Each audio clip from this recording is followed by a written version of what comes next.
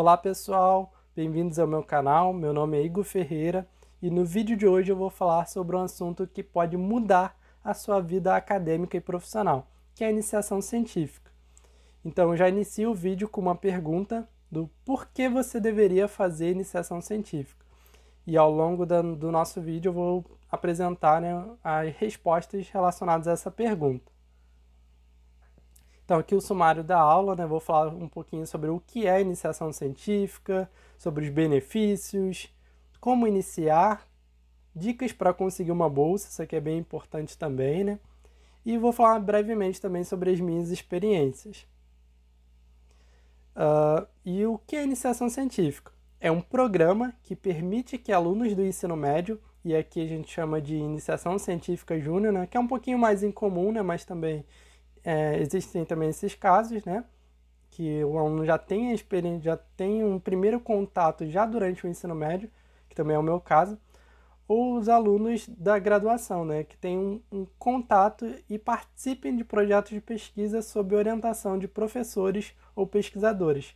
E geralmente também é bem comum que também tenha uma coorientação de alunos de pós-graduação, como mestrandos e doutorandos, e também pós-docs, E qual é o objetivo da iniciação científica? É permitir que o aluno tenha um primeiro contato com um projeto de pesquisa na área de estudo, de forma que o estudante desenvolva habilidades de pesquisa, aprofundamento do conhecimento e pensamento crítico.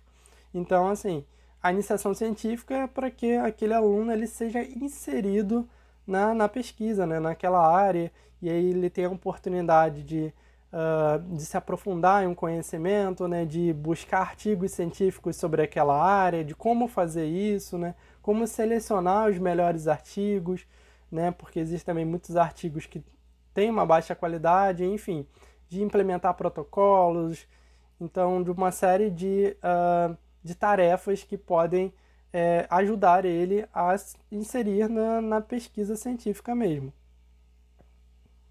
E quais são os benefícios da iniciação científica?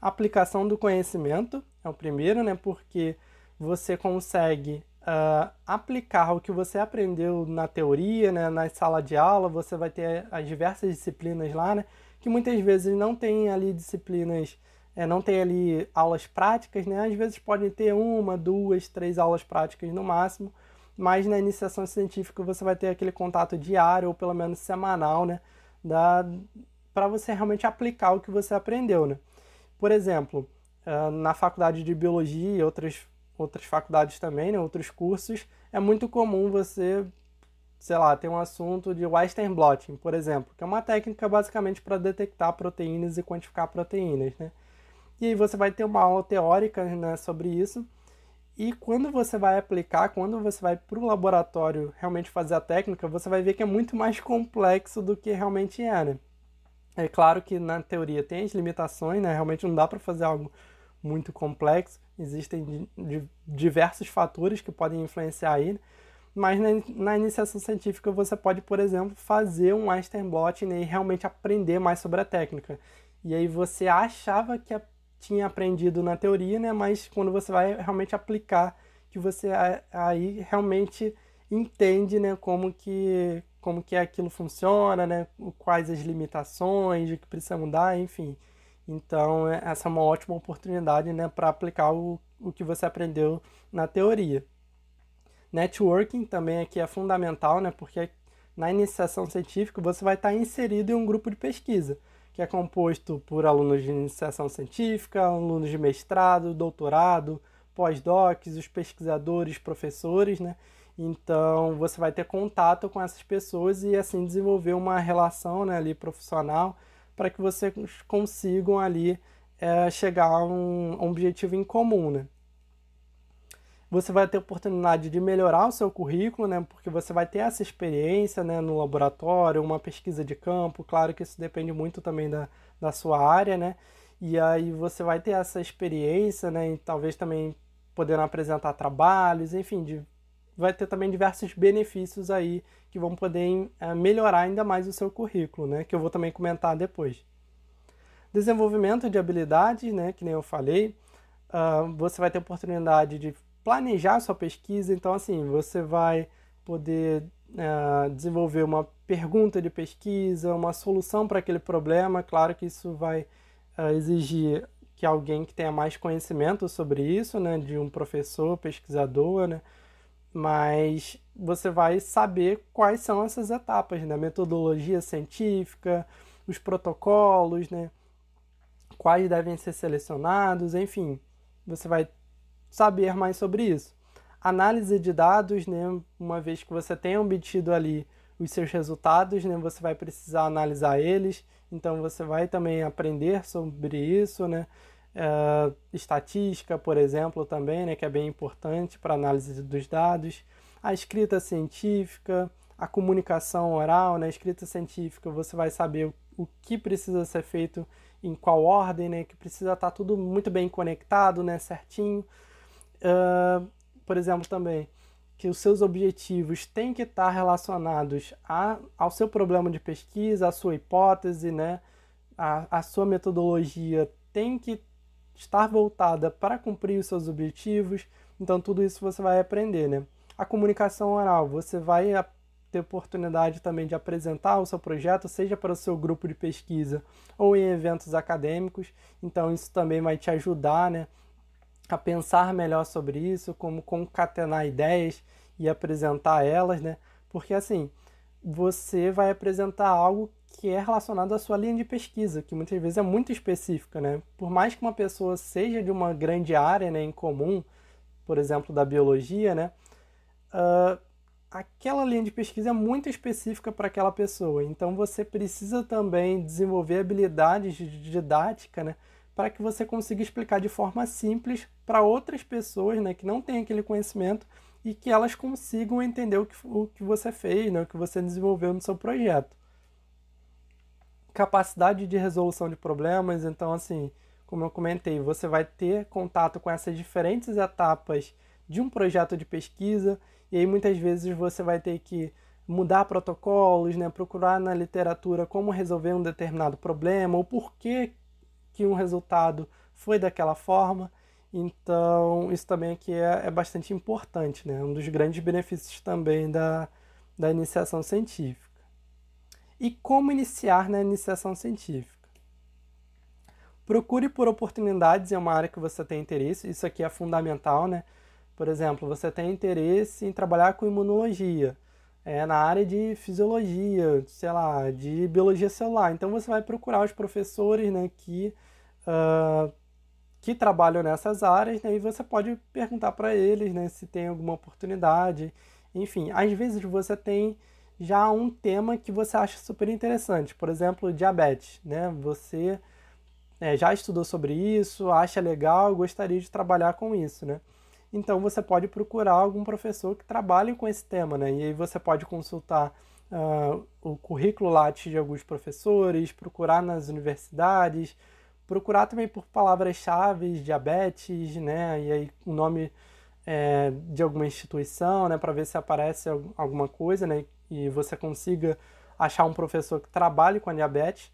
E outra coisa também é que diabetes você pode trabalhar de diferentes formas, né? Porque pode ser desde a biologia celular e molecular, mas também na fisiologia, na histologia, então desde o micro até o macro, né? Então também tem diferentes formas, né, de ver um determinado tema, né? Então isso também pode ser importante na sua escolha, né? Mas assim, sempre procure uma área que você tem interesse. Você não precisa ter um projeto já pronto, né? Esteja preparado. E aí, como que você pode se preparar para conseguir uma vaga de iniciação científica? Você precisa ter um currículo Lattes.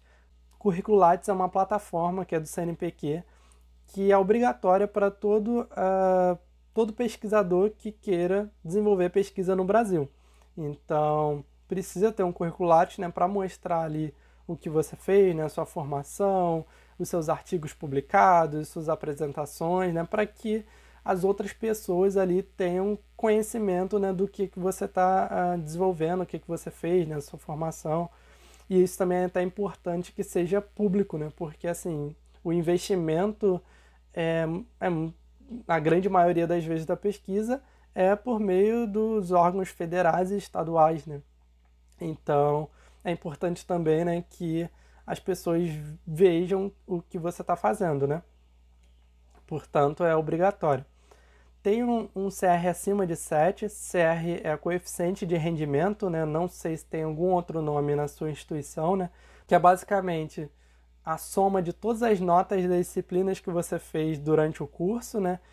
Algumas também exigem alguns pesos, né? Algumas disciplinas têm um peso maior, enfim. E aí vai te dar um número final, né? E geralmente esse número tem que estar acima de 7, né? Então isso mostra para o recrutador, né? No caso é o professor ou pesquisador, né? Que aquele aluno ele é disciplinado, né? Que ele está se dedicando nas disciplinas, né? Que ele não está fazendo só por fazer, né? Claro que, né? Envolve, não é só nota que conta em relação a isso, mas já dá para ter uma noção, né? Se um aluno ele tem está se dedicando ou não às disciplinas, né? Que são extremamente importantes para que você tenha aquele conhecimento teórico, né? Do seu curso. Participe de eventos acadêmicos, às vezes pode ter uma, sei lá, semana da biologia da sua instituição. Participe, pode ser apenas como ouvinte, ou pode ter, sei lá, um congresso na sua cidade. Então é importante também participar de eventos acadêmicos, né, para estar também melhorando o seu currículo Lattes e também, né, adquirindo mais conhecimento nesses eventos, né, até networking também. Faça cursos ou mini cursos online, né, às vezes tem ali cursos gratuitos, né, que você pode fazer online na área que você tem interesse, e aí também você pode depois colocar isso no seu currículo Lattes, né, e aí você vai deixando mais robusto, né, e aí na hora de se candidatar pode ficar mais fácil, né, para você. E assim, é normal que o seu currículo Lattes, né, não tenha ali muitas atividades, porque você realmente está iniciando, né. Procure orientação. Então, você pode, como eu falei, conversar com professores após uma disciplina, por exemplo, ou você pode ir lá no laboratório do professor, né, que você tem interesse em trabalhar, né, que às vezes trabalha em uma área que você quer, né, e não precisa ter um projeto, você não precisa ficar preocupado em, nossa, eu já tenho que chegar com um projeto pronto para descobrir a cura da diabetes. Não, a gente sabe que não é assim, dessa forma, né? Às vezes só você demonstrando assim um interesse em trabalhar naquela área já é suficiente. Claro que também com isso aqui que eu comentei antes, né, que eu vou comentar também daqui a pouco, já seja assim interessante para que o pesquisador ele veja que você realmente tem interesse, né, em trabalhar, e isso basta, porque, né, você está iniciando na pesquisa. Então não vai se esperar que você tenha um projeto pronto. E muitas vezes os professores eles realmente querem um aluno para executar um projeto, né, de uma linha de pesquisa que aquele professor quer, né, e não tem ninguém às vezes. Então não precisa ter um projeto. E como conseguir uma bolsa de iniciação científica? Esse aqui também é um tópico bem importante, porque assim, existem muitas pessoas que não têm condição de fazer uma iniciação científica de forma voluntária, né? Porque assim, existem diversos gastos que a gente tem que ter, e a bolsa de iniciação científica também não é muito grande, assim, não paga um valor tão alto, né? Mas às vezes vai te ajudar, né? Alguns gastos mais básicos, enfim. Então a gente sabe que pode ser bem importante, né? E as bolsas de iniciação científica, geralmente tem uns órgãos federais, né, que são os mais comuns, que é o CNPq e a CAPES, né? Mas também tem agências de fomento estaduais, né? Como aí vai depender de cada estado, né? A FAPERJ no Rio de Janeiro, a FAPESP em São Paulo, a FAPESP que também é uma instituição muito boa, né, de fomento, porque está pagando valores bem interessantes, né, bem legais, bem superiores às outras agências, né? Mas também tem a FAPEMIG, enfim, tem as diversas agências estaduais, né, as fundações estaduais de amparo à pesquisa, né? E aí, como conseguir uma bolsa? Isso eu coloquei dicas anteriores, porque, né, que nem eu falei, tem que ter um currículo Lattes, tem que ter um coeficiente de rendimento acima de 7, mas também você pode visitar laboratórios, grupos de pesquisa, perguntar se tem vaga de iniciação científica disponível, né? Você pode ir lá. E assim, pelo menos na minha época, eu sei que agora pode ter mudado muito, mas existiam murais, né, próximos de cada laboratório, né? e que muitas vezes o pesquisador ele anunciava uma vaga de iniciação científica nesse mural. Então, porque às vezes ele quer, sei lá, algum aluno que já seja daquela instituição, né? Tem isso também, né? Porque assim, o pesquisador pode pensar, pô, eu quero um aluno que seja dessa instituição aqui, porque se ele for de outra, talvez, né, fique um pouco difícil de se deslocar, né, para outro local. E assim, é um desafio para o aluno associar, conseguir dar conta de fazer as disciplinas, né, dos trabalhos, das provas e a iniciação científica. Então, às vezes, ele quer alguém que já seja daquela instituição, né? Isso aqui não é obrigatório, tá, gente? É só que ele vai dar uma preferência para aquele aluno que já é dali, né? Isso porque, né, ele não vai ter que ficar perdendo tempo também indo para outra instituição, né? Enfim. Então, tem professores que divulgam no mural, né, próximo ao laboratório dele, enfim. Mas também tem, eu coloquei aqui, né, em cartaz ou banner em um mural, ou em grupos de WhatsApp também, né, pode, né, talvez no grupo do WhatsApp da sua faculdade, do seu curso, pode também ter essas divulgações, né, já divulgando ali uma bolsa, né, disponível. Você pode fazer aqui uma iniciação científica voluntária, né? Que nem eu falei, pode ser numa área de interesse que você vai conversar e possivelmente o professor, o pesquisador vai te aceitar, né? Como voluntário. Mas aqui eu vou dar uma dica importante, que é faça um voluntário. Isso se você realmente precisar de uma bolsa, é você fazer um voluntário em instituições e programas com mais recursos. Porque assim, existem instituições que investem mais em pesquisa, né? Tem mais recursos. E também existem professores, pesquisadores que estão inseridos em programas, geralmente pós-graduação, né, que tenham ali mais recursos do que outros programas dentro de uma mesma instituição. Às vezes, por exemplo, um professor, um pesquisador está inserido em um programa de pós-graduação na área de bioquímica que ganha muito mais do que um programa de biologia celular, né? Aqui é só um exemplo, tá, gente? Mas aí como que você vai saber isso, né? Você pode olhar o currículo Lattes daquele orientador, né? E aí você vê lá que ele tem muitos artigos publicados, que ele tem bolsa de produtividade, que o programa que ele está inserido tem uma nota CAPES 7, que é a nota máxima, né? A CAPES, ela faz uma classificação dos programas de pós-graduação, né? Em que 7 é a nota máxima, mas 6 e 5 também são boas notas, né? E quanto maior essa nota, geralmente esse programa tem mais recursos, né? E aí fica mais fácil de conseguir ler bolsas de iniciação científica, apesar de ser pós-graduação, né? Isso vai influenciar também uma bolsa de iniciação científica para uma pessoa de graduação, né? Então, assim, isso eu estou dando mais dicas para o pessoal da graduação, né? Apesar de ter também no ensino médio, né? Que nem eu falei. E aí pode ser muito interessante para que você façam uma iniciação científica voluntária em um programa que tenha mais recursos, né? E aí pode ficar mais fácil depois para você conseguir uma bolsa, né? Talvez no início você não vai conseguir, mas depois tem mais chance, né? Ainda mais se o orientador, né, ver que você realmente tá se dedicando bem, né? E agora eu vou falar rapidamente sobre as minhas experiências.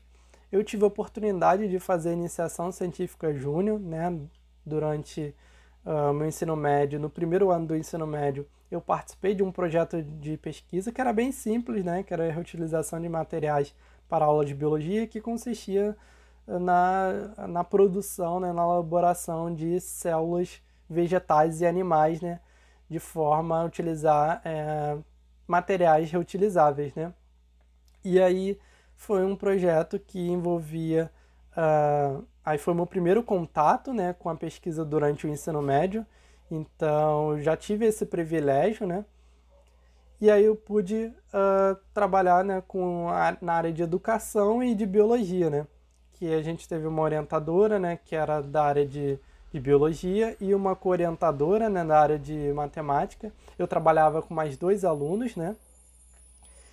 E aí a gente teve a oportunidade de apresentar esse trabalho em um evento importante, num evento que é a FACT, né, que a gente chama, que é a Feira de Ciência, Tecnologia e Inovação do Estado do Rio de Janeiro.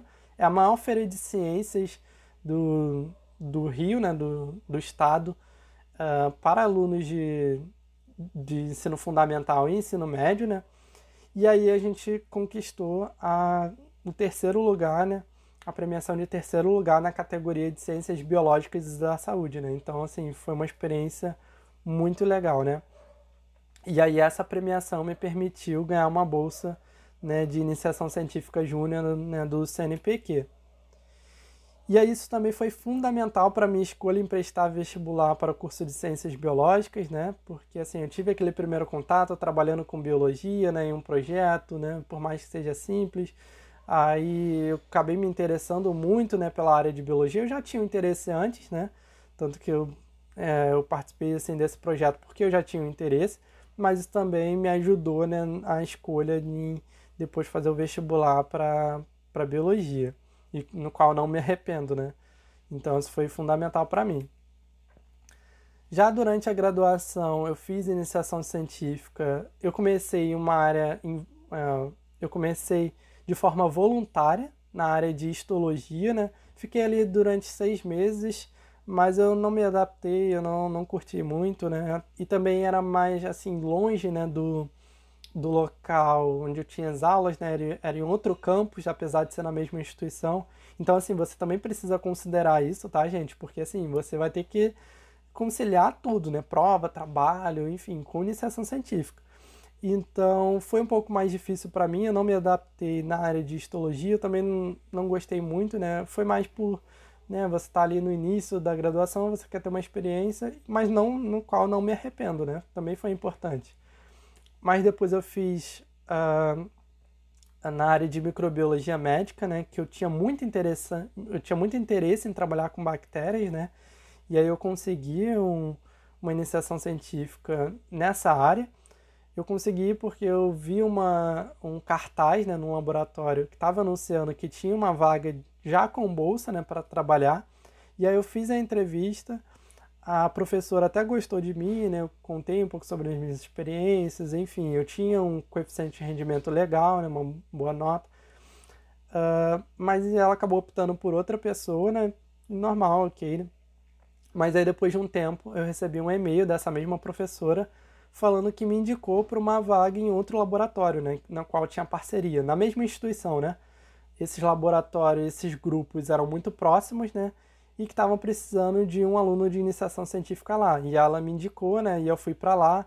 E eu já comecei, então já tive a oportunidade de começar com bolsa nesse laboratório, né? Também do CNPq.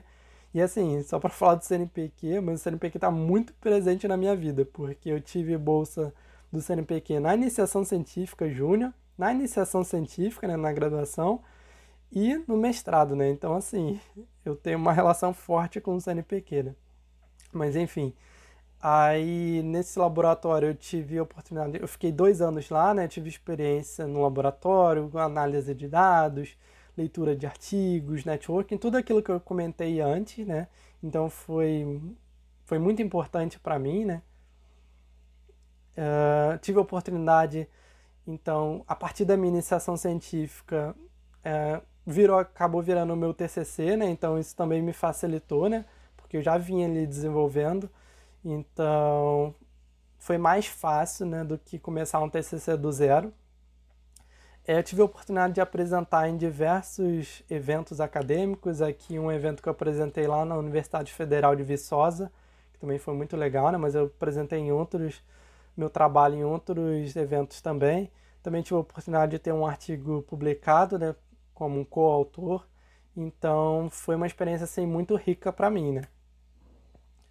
E aí eu queria encerrar essa aula aqui, né, sobre iniciação científica. Se você tem alguma dúvida, pode deixar nos comentários, né?